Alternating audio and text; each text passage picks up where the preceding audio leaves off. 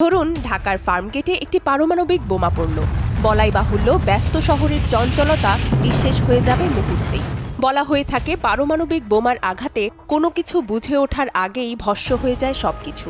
ধরা যাক আপনি বিস্ফোরণ স্থল থেকে বেশ দূরে আছেন, কিন্তু তাতেও কি পারমাণবিক বোমার প্রভাব থেকে রক্ষা পাবেন? প্রশ্ন হচ্ছে বিস্ফোরণের ঠিক কতটা দূরত্বে থাকলে আপনি নিরাপদ। 1945 সালের হিরোশিমা নাগাসাকির ঘটনা আমরা সবাই জানি। ফ্যাটম্যান আর লিটল বয়ের আঘাতে জাপানের এই দুটি শহরে প্রাণ হারায় 2 লাখেরও বেশি নিরীহ মানুষ। যুগ বদলেছে, প্রযুক্তির উন্নয়ন এখন দ্রুত গতিতে বাড়ছে। সেই সাথে বাড়ছে পারমাণবিক অস্ত্র ব্যবহারের ঝুঁকি। বিশ্বে এখন মজুদ পারমাণবিক অস্ত্রের সংখ্যা 13,000-এরও বেশি। আধুনিক পারমাণবিক বোমাগুলো ফ্যাটম্যান বা লিটল বয়ের থেকেও 60 গুণ বেশি শক্তিশালী। ধরা যাক উত্তেজনাকর কোনো পরিস্থিতিতে কোথাও 1 মেগাটনের পারমাণবিক বোমা বিস্ফোরিত হলো। তৎক্ষণাৎ 1 সেকেন্ডের আগেই তৈরি হবে বিশাল আগুনের বলয়, যার ব্যাসার্ধ হবে প্রায় 2 থেকে 3 কিলোমিটার। এর তাপমাত্রা হবে সূর্যের চেয়েও বেশি। এই বলয়ের মধ্যে থাকা সবকিছু প্লাজমা অবস্থায় চলে যাবে। কয়েক ন্যানোসেকেন্ডের মধ্যেই সবকিছু ছাইয়ে পরিণত হবে। একটা উত্তপ্ত কড়াইয়ের মধ্যে 1 ফোঁটা পানি ফেললে যেমন সিজলের মতো শব্দ হয়, আর তার পরপরই পানি উবে যায়, ঠিক তেমন। অর্থাৎ ফার্মগেট থেকে তেজগাঁও, শাহবাগ, বাংলা মোটর, নিউ মার্কেট, খামারবাড়ি পর্যন্ত ভস্ম হয়ে যেতে সময় লাগবে 1 সেকেন্ডেরও কম। এ তো গেল প্রথম ধাপ। পরবর্তী ধাপে ছড়িয়ে পড়ে তেজস্ক্রিয়তার বিশাল ঢেউ, যার ব্যাসার্ধ থাকবে 13 থেকে 15 কিলোমিটার। এই স্থানে তাপমাত্রা এত বেশি থাকবে যে রাস্তায় চলতে থাকা মানুষ হঠাৎ দেখবে সে জ্বলছে।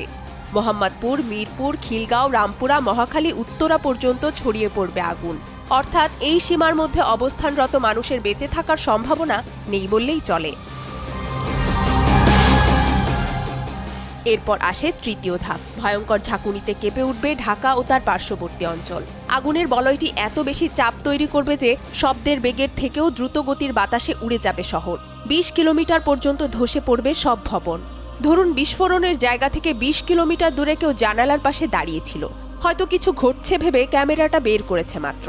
ছবি তোলার বাটনে ক্লিক করার আগেই সব ধ্বংস হয়ে যাবে। দূরত্বের সাথে ঝাঁকুনি বা বিস্ফোরণের প্রভাব কমে আসলেও এই এলাকার মধ্যে থাকা তেল ও গ্যাসের পাম্পগুলো যেন আগুনে ঘি ঢালার মতো অবস্থা তৈরি করবে। এ সময় তৈরি হবে মাশরুমের মতো মেঘ। কার্বন কণায় ছেয়ে যাবে পুরো আকাশ।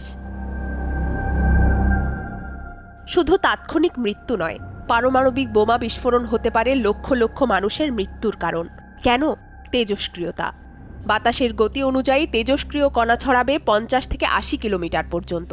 নরসিংদী, গাজীপুর, মুন্সিগঞ্জ, মানিকগঞ্জ, এমনকি ভারতের সীমান্তের কাছাকাছি অঞ্চল পর্যন্ত ফলআউট ছড়াতে পারে।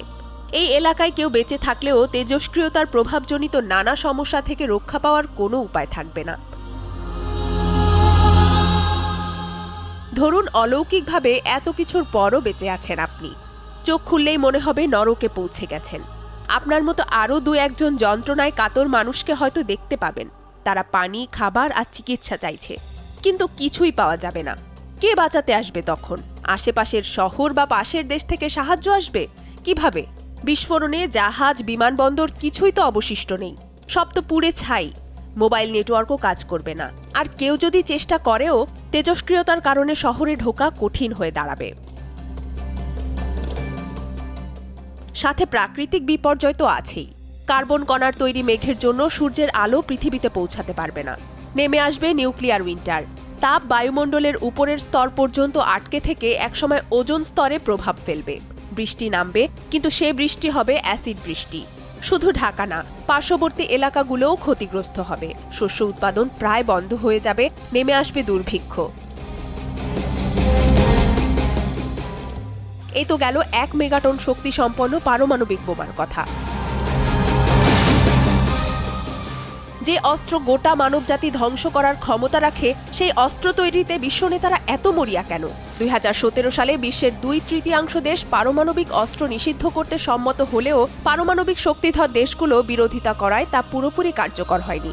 তারা এই মারণাস্ত্র ছাড়তে নারাজ। নিরাপত্তার দোহাই দিয়ে বিশ্বের ক্ষমতাধর দেশগুলোই পারমাণবিক বোমা তৈরি করে যাচ্ছে একের পর এক। বিশ্ব পরিস্থিতি এখন যেদিকে এগোচ্ছে, তাতে পারমাণবিক যুদ্ধের আশঙ্কা অমূলক নয়। যে কোনো ভুল সিদ্ধান্তে, ক্ষমতার দ্বন্দ্বে মানুষ ভয়ানক আত্মঘাতী এই বোমা ব্যবহার করে ফেলতে পারে।